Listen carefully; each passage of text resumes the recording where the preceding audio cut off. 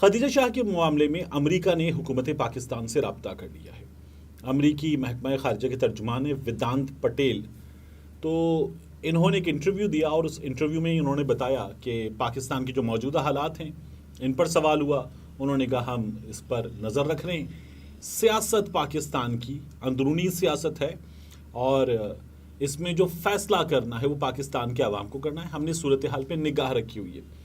دوسری بات انہوں نے یہ کی کہ عمران خان کی حکومت ختم کرنے میں امریکہ کو کوئی کردار، تو انہوں نے کہا ہم نے پہلے بھی کہا ہمارا کردار نہیں ہے، اور امریکی شہری جو گرفتار ہوئے ہیں 9 مئی کے واقعات میں ملوث ہونے کی بنیاد پر، ان کے حوالے سے جب سوال ہوا تو انہوں نے کہا کہ بہت سے امریکی شہریوں کے حوالے سے ہمارے پاس یہ اطلاعات ہیں کہ وہ گرفتار ہوئے ہیں، ہم اس کو ایک انویسٹیگیٹ کر رہے ہیں، دو ہم اس معاملے میں ان کی جو پریویسی ہے اس کے تحت بات نہیں کریں گے۔ خدیجہ شاہ کے معاملے پر ان پرٹیکولر انہوں نے بات کی اور کہا کہ اس معاملے میں ہم نے حکومت پاکستان سے رابطہ کیا ہے اور کونسلر ایکسیس مانگا ہے۔ اب یعنی ہوا یہ ہے کہ امریکہ کا پاکستان میں جو سفارت خانہ ہے اس نے وزارت خارجہ سے رابطہ کیا ہے کہ ہمیں کونسلر ایکسیس چاہیے، وزارت خارجہ متعلقہ لوگوں سے رابطہ کرے گی، خدیجہ شاہ تک کونسلر ایکسیس کی بات ہوگی اور پھر وہاں سے ایک ٹیم خدیجہ شاہ سے ملے گی اور وہ ٹیم ملنے کے بعد خدیجہ شاہ سے ان سے پوچھے گی ان کے حالات کے بارے میں، انہیں وکیل چاہیے یا نہیں اس بارے میں سوال کیا جائے گا اور ان کی کیا اسسٹنس کی جا سکتی ہے اس بارے میں سوال ہوگا، اور خدیجہ شاہ اگر کوئی ڈیمانڈز رکھیں گی تو امریکی حکام جو ہیں وہ ان ڈیمانڈز پر پاکستان میں جو قوانین ہیں ان کو دیکھتے ہوئے عمل درآمد کے لیے آگے بڑھیں گی۔ بڑا سگنیفیکنٹ ہے کہ خدیجہ شاہ کے معاملے میں امریکہ نے یہ رابطہ کیا ہے۔ خدیجہ شاہ صاحبہ ایک بڑی کاروباری خاتون ہے، ایلان ایک بڑا برانڈ ہے، ان کے بین الاقوامی تعلقات ہیں۔ پاکستان میں جب شاہی جوڑا آیا تھا تو کیتھرین مڈلٹن نے ان کے ڈیزائن کیے ہوئے کپڑے پہنے تھے، یہ ہم نے بار بار باتیں سن لی۔ مریم نواز شریف صاحبہ ان کے ڈیزائن کیے ہوئے کپڑے پہنتی رہی ہیں، ان کی تعریف سوشل میڈیا پہ کر چکی ہیں، یہ بھی ہم دیکھ چکے۔ اب موجودہ حکومت جو ہے وہ خدیجہ شاہ کے بارے میں انتہائی غم و غصے کا اظہار کرتی ہے۔ عطا طاہر صاحب کہتے ہیں کہ یہ 35 لاکھ روپے کا جوڑا بیچتی ہیں اور جیل میں انہیں باقی قیدیوں سے بدبو آ رہی ہے، برداشت کریں۔ یہ عطا طاہر صاحب کہتے ہیں اور کہتے ہیں کہ ان کو سزا ملے گی، ان میں سے جس نے جو کچھ کیا ہے اس کی سزا ان کو ملے گی۔ مگر امریکہ کا رابطہ کرنا سگنیفیکنٹ تو ہے، جو 9 مئی ہے وہ بڑا واقعہ ہے، لیکن امریکہ کا رابطہ کرنا بھی سگنیفیکنٹ ہے۔ آپ اس کی سگنیفیکنس جاننا چاہتے ہیں تو ایسے دیکھ لیجئے کہ عمران ریاض خان، ہمارے دوست، ہمارے بھائی، وہ غائب ہیں اور غائب ہیں، کچھ نہیں پتہ چل رہا۔ پولیس عدالت کو اگر جواب دیتی ہے کچھ نہیں پتہ چل رہا، ہم نے اب ایک ورکنگ گروپ بنا دیا ہے، وہ عمران خان کو ڈھونڈنے کے لیے کام کرے گا، یہ جواب ہے۔ لیکن جب آپ دیکھیں سمیع ابراہیم کے معاملے کو تو سمیع ابراہیم کے پاس امریکی شہریت ہے۔ سمیع ابراہیم کے معاملے میں ہمیں صورت نظر آئی اور سمیع صاحب جو ہیں وہ جلد رہا ہو گئے۔ کہا یہ جا رہا ہے کہ امریکی حکام نے اس سلسلے میں اپنا اثر و رسوخ استعمال کیا، ایک صحافی بھی ہے، امریکی شہری بھی ہے، تو انہوں نے اس سلسلے میں اپنا کردار نبھایا تھا۔ اب خدیجہ شاہ کے معاملے میں بھی وہ کردار نبھائیں گے۔ حکومت پاکستان کو چاہیے جو 9,000 پلس 10,000 کے قریب قیدی ہیں، ان میں سے جتنے لوگ ملوث ہیں ان کو ایک طرف کرے، باقیوں کو چھوڑ دے، وارن کر کے چھوڑ دے، یہ کرنا چاہیے۔ ہم اگر غیر ملکیوں کے کہنے پر ان کے شہریوں کو قانونی مدد دے سکتے ہیں اور انصاف دے سکتے ہیں تو اپنے شہریوں کے لیے بھی ہماری حکومت کو خود سوچنا چاہیے۔ اب آ جائیے عمران خان صاحب کے خلاف جو مقدمہ ہے اس کی جانب۔ یہ مقدمہ جو شہید عبدالرزاق صاحب ہیں جنہیں قتل کیا گیا، ان کے بیٹے ہیں ایڈوکیٹ سراج احمد، ان کی مدعیت میں درج کیا گیا ہے۔ انہوں نے مقدمہ درج کراتے ہوئے کیا کہا اور میری ان سے کیا بات ہوئی، یہ میں آپ کے سامنے رکھ دیتا ہوں۔ عمران خان صاحب پر 302 کی دفعہ لگی ہے، 109 تعزیرات پاکستان، 34 تعزیرات پاکستان اور انسداد دہشت گردی کے قانون کی دفعات لگی ہیں۔ انہوں نے یہ کہا کہ پولیس کو کہ جناب علی گزارش ہے کہ میں اصل رہائشی ضلع ڈیرہ مراد جمالی کا ہوں اور آج کل بمائے خاندان چلتن ہاؤسنگ اسکیم میں رہائش پذیر ہوں، وکالت کرتا ہوں۔ بوقت 9:40 بجے دن صبح مجھے اطلاع ملی کہ میرے والد ایڈوکیٹ عبدالرزاق پر فائرنگ ہوئی ہے اور وہ سول اسپتال میں موجود ہیں۔ میں فوراً سول اسپتال پہنچا جہاں میرے والد کی خون میں لت پت لاش موجود تھی۔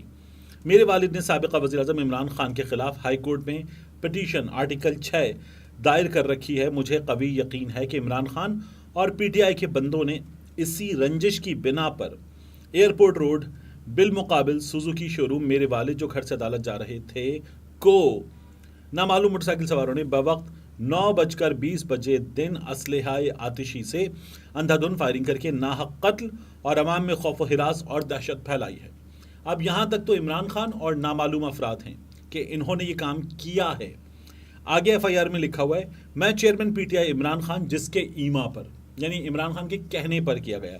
آگے اس کی وضاحت ہوتی ہے نامعلوم موٹر سائیکل سواروں نے فائرنگ کی, میرے والد کو قتل کیا گیا جس کی کل عدالت میں پیشی بھی ہے, جس کی نسبت والد نے کل, یا میں ایف آئی آر پڑھ رہا ہوں اس میں کل اور آج کو, پھر آپ خود دیکھ لیجئے کہ یہ کس طرح سے بنتا ہے, جس کی نسبت والد نے مجھے کل بتلایا کہ اس کیس کے حوالے سے انہیں سنگین دھمکیاں بھی دی جا رہی تھیں کے خلاف رپورٹ کرتا ہوں, یعنی عمران خان کے خلاف رپورٹ کرتا ہوں, قانونی کارروائی کی جائے. اور یہ انہوں نے اپنے دستخط وغیرہ کر دیے. پولیس نے ان کی جو ایف آئی آر ہے وہ درج کی اور بتایا کہ ہمیں جو ہے وہ ان کا جسد خاکی ملا تھا, اور پھر اس کے بعد جو تفصیلات ہیں وہ بہت خوفناک ہیں کیونکہ مسلسل فائرنگ کی گئی, بے تحاشا فائرنگ کی گئی. تو عبدالرزاق صاحب جو ہیں وہ کس طرح سے ان کو گولیاں لگی ہیں آپ دیکھیے کہ 8 زخم گولی داخلہ چہرے پر دائیں جانب, 8 زخم گولی داخلہ چہرے پر دائیں جانب, 4 زخم گولی خارجہ چہرے اور گردن پر بائیں بازو پر, یعنی 8 گولیاں لگی, ان میں سے کچھ یہاں سے نکلی ہیں, کچھ اندر رک گئی ہیں. تو یہ ہیں. اس کے بعد وہ بتاتے ہیں کہ سینے پر دائیں جانب 2 زخم گولی داخلہ, کمر کی جانب سے 2 زخم گولی داخلہ خارجہ, یہ 12 گولیاں بن جاتی ہیں. سینے پر گولی زخم خارجہ دائیں جانب, ٹانگ پر بھی زخم گولی داخلہ و خارجہ پائے گئے, یہ کچھ 13-14 گولیاں بن جاتی ہیں. اور اب اس پر پولیس نے کہا کہ پھر ضابطۂ فوجداری کی کارروائی 174 عمل میں لائی جا رہی ہے. درخواست مل گئی ہے اور اس کی روح سے جو درخواست آئی ہے 302 109 اور اس کے ساتھ ساتھ 7ATA اینٹی ٹیررزم ایکٹ یہ بھی اس میں لگائی جا رہی ہے. اس کی بنیاد پہ ہوتا ہے کہ مقدمہ ناقابل ضمانت ہو جاتا ہے جب 7ATA لگتی ہے. میری ان کے صاحبزادے سے بات ہوئی اور ظاہر ہے کہ ان کے والد کا قتل ہوا ہے, بہت ہی خوفناک حالات اور بہت ہی بےایمانہ قتل ہے. میں نے ان سے پہلے تو سلام دعا کے بعد اظہار تعزیت کیا, ان کے والد کے درجات کی بلندی کے لیے دعا کی, لواحقین کے لیے صبر جمیل کی دعا کی, اور پھر میں نے ان سے عرض کی کہ مجھے یہ جو انہوں نے مدعی بن کر ایف آئی آر کروائی ہے اس کے بارے میں بات کرنی ہے. اور انہوں نے یہ بتایا ہے, اب میں اپنا سوال آگے دوہرا رہا تھا, بڑھا رہا تھا اپنا سوال کہ آپ نے ایف آئی آر میں لکھوایا ہے کہ آپ کے والد کو دھمکیاں مل رہی تھیں, کیا یہ دھمکیاں عمران خان, اور وہ بولنا شروع گئے. میں نے کہا میں اپنا سوال مکمل کر لوں, کہہ لیں کہ نہیں لیٹ می کمپلیٹ. میں نے دوبارہ بھی ان سے کہا, میں نے کہا کیا یہ دھمکیاں آپ کے والد نے آپ کو بتایا کہ عمران خان نے دھمکیاں دی ہیں, کیا ہوا ہے؟ تو وہ کہنے لگے کہ مجھے اس بارے میں بات نہیں کرنی. یقیناً وہ ایک دکھ کی کیفیت میں ہیں, والد کا قتل ہوا ہے, کرب کی حالت میں ہوں گے, لیکن وہ جو ڈیٹیلز دے رہے ہیں ایف آئی آر میں, ان ڈیٹیلز میں وہ اپنے والد کی جانب سے یہ بتا رہے ہیں کہ دھمکیاں ملیں انہیں جان سے مارنے کی, اور معاملہ بہت بڑا ہے.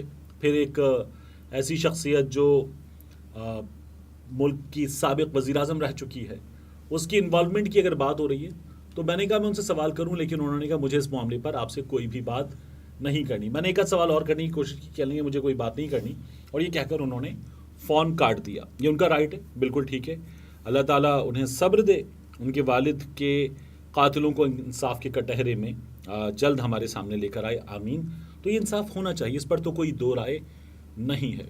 مگر ایک اور چیز سوچنے کی ہے کہ حکومت نے فوری طور پر چند گھنٹوں کے اندر عطا تارڑ نے یہ بتا دیا کہ عمران خان جو ہے ان کے خلاف ایف آئی آر کٹے گی. یعنی قتل ہوا, قتل کے بعد پوسٹ مارٹم ہونا ہے, پوسٹ مارٹم کے بعد تفتیش, مقدمہ ہونا ہے, مقدمے کی بنیاد پر تفتیش ہونی ہے, شواہد سامنے آئیں گے, اور پھر اس کے بعد ان کو چیک کیا جائے گا, کوئی رابطے ہوں گے, کچھ نکلے گا, کوئی گرفتاریاں ہوں گی. اس کے بعد عمران خان صاحب کی انوالومنٹ کس چیز سے ثابت ہوتی ہے یہ پتہ چلے گا. لیکن عطا تارڑ صاحب نے فوری بتا دیا, اور مقدمہ ہو گیا. جبکہ ایک ہمارے سامنے معاملہ تھا عمران خان صاحب پر جو وزیر آباد میں حملہ ہوا اس حملے کا. عمران خان صاحب اس کی ایف آئی آر درج کروانا چاہتے رہے, ایف آئی آر نہیں ہوئی. پھر ذل شاہ قتل ہوا, عمران خان صاحب پر ایف آئی آر ہو گئی.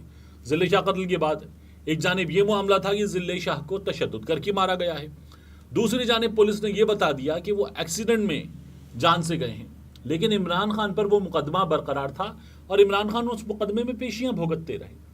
پھر جا کے یہ طے ہوا کہ ذل شاہ کی موت چونکہ ایکسیڈنٹ میں ہوئی تھی, اس لیے ذل شاہ کے مقدمے میں, قتل کے مقدمے میں عمران خان صاحب کو جو نامزد کیا گیا ہے ان کی ضمانت کنفرم ہوتی ہے.